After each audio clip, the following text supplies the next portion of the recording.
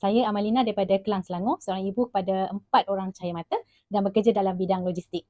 Apa yang saya nak kongsikan keadaan saya sebelum ni, saya sering mengalami sakit kepala, rasa tegang especially kat bahagian tengkuk. Bangun pagi, tumit kaki saya sakit, kena stay sekejap kat katil sebelum betul-betul jejakkan kaki kat lantai. Jadi bila saya rujuk pula kat doktor, cek tekanan darah saya agak tinggi juga. Sampai satu ketika doktor sarankan saya ambil ubat darah tinggi.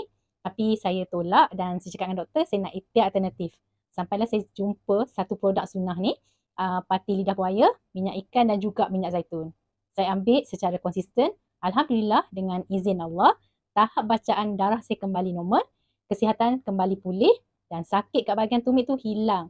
Badan pun rasa ringan saja. Dalam seminggu kita dah boleh rasa dah perbezaan dia. Apa yang bestnya produk ni, tetap perlu nak ambil minyak ikan dan juga minyak zaitun tu secara berasingan. Sebab semua dah ada dalam satu kapsul. Saya memang recommend kepada orang yang ada masalah macam saya ni, especially orang yang ada darah tinggi, wajib cuba produk sunnah ni. Itu saja perkongsian saya pada hari ini. Assalamualaikum. Hubungi kami dan rasai keajaibannya.